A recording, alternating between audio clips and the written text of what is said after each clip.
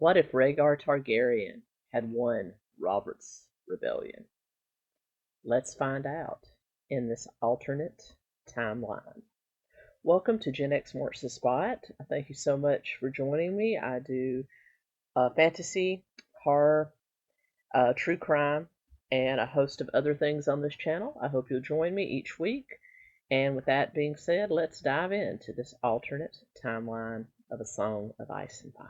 Robert Baratheon's rebellion is one of the most pivotal events in Westerosi history. But what if Rhaegar Targaryen had triumphed instead of falling at the Trident? How would the Seven Kingdoms have changed under the reign of the Dragon Prince? Today, we'll explore an alternate history where Rhaegar survives, secures his rule, and reshapes the realm using a very interesting tool.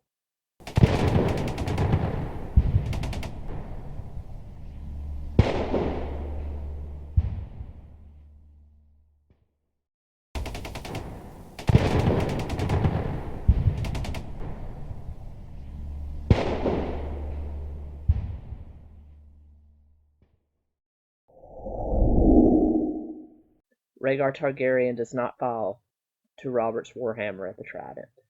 Instead, it is Robert who meets his end. His rebellion crushed, the death of the rebel leaders fractures the rebellion, forcing houses Stark, Arryn, and Tully to retreat with their forces. Rhaegar marches triumphantly into King's Landing, consolidating his victory. First order of business is to deal with his father, the Mad King. With the support of the other liege lords, he has his father arrested for the good of the realm and placed into the Black Cells, where the Mad King is said to have spent his final days screaming into the darkness, wishing for fire to fall on the city. Burn them! Burn them all! I will be avenged! The next major decision Rhaegar makes is to whether or not to acknowledge who we know as Jon Snow, but to him he knows as his son with his second wife, Lyanna Stark, Baelon Targaryen. This is a very difficult decision, because if he acknowledges the second marriage, it's going to place him in a very precarious position with his current wife, 𝗬𝗏. However, being an honorable man, he decides the only right thing to do is to acknowledge Baelon as a legitimate son. The revelation is met with outrage by some and cautious support by others. To ensure the realm's stability, Rhaegar decides to embark on a series of calculated political moves. To placate the North, Rhaegar ensures that Lyanna Stark remains because I don't like Lyanna in the books or in the what little bit we saw in the show. Just don't like her, so she's still dead in this timeline. To placate the North, he ensures that Lyanna Stark's remains are safely returned to Winterfell with all the regal and pomp of a royal wife's funeral.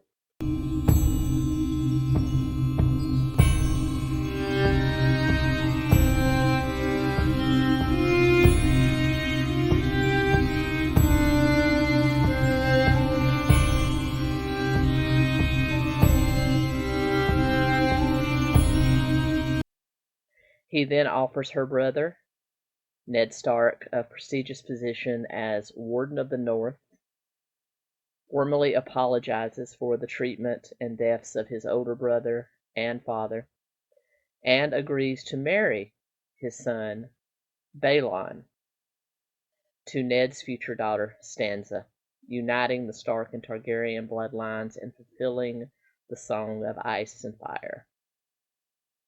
Next, he reconciles fully with his wife, 𝗬𝗏, and to further strengthen ties with Dorne, Rhaegar promises greater autonomy to the Southern Kingdom and ensures that his now much younger brother, Viserys, is betrothed to a prominent Dornish noblewoman of Prince Dorian Martell's choosing.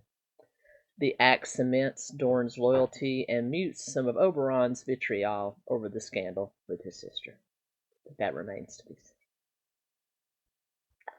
A Dornishman may forgive. but he never forgets. The images and truth of the scandal and the shame brought on House Martell will live forever in my memory, and just like the red viper that I am, I will strike when you least expect it.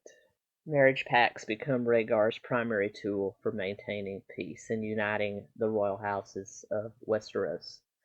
The Riverlands under House Tully are rewarded for their loyalty with a marriage between said house and the Targaryen's cousin house, House 𝗙𝗪𝗁, also of the blood of old Valyria. The daughter of Lord Adrian 𝗙𝗪𝗁, Eleanor, is pledged to marry the future lord of House Tully, Edmure. The Vale, still reeling from the death of Jon Arryn and with only an infant heir, Robin and 𝗟𝗍 Tully, in charge, is brought back into the fold with a marriage promise between the infant Daenerys Targaryen and little sweet Robin Arryn. The Lannisters, bitter after Tywin's refusal to sack King's Landing, are placated by matching Jaime Lannister with Elia and Rhaegar's daughter Rhaenys, because fuck you, Cersei, leaving Aegon, Prince of Dragonstone, free for the most ambitious pact.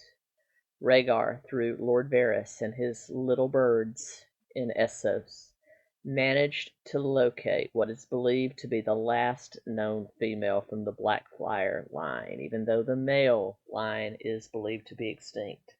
There are still some Blackfyre ladies running around, and they manage to find what they believe is one of the last and the most appropriate, a young girl named Lessa Rothorn. She is the daughter of a wine merchant in Braavos, and it is to her that he pledges Prince Aegon of Dragonstone, thus eliminating both the threat of another Blackfyre rebellion by bringing the two sides of the Targaryen dragon back together, and also bringing the Golden Company, sworn to House Blackfyre, to foot and uniting them, if not as liege vassals, but at least as friendly vassals to House Targaryen.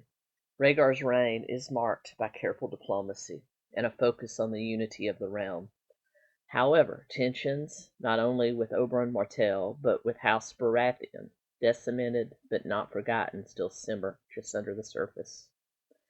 The Faith of the Seven, wary of Rhaegar's obsession with prophecy and the prince that was promised, continue to watch his every move. And in the shadows, the seeds of future conflicts are quietly sown. The realm may be united under the dragon's banner, but peace in Westeros is always fragile. In the far north, beyond the wall, a greater threat stirs, one that even Rhaegar's political acumen cannot foresee. The one king that could truly unite them all in a parody of ice if he is not defeated. The White Walkers. The others are on the moon. Well, what do you think? Could Rhaegar Targaryen have built a lasting dynasty? Or would the simmering Game of Thrones still threaten to tear it apart? Let me know your thoughts in the comments below. And don't forget to like, subscribe for more alternate histories of Westeros. Thanks so much.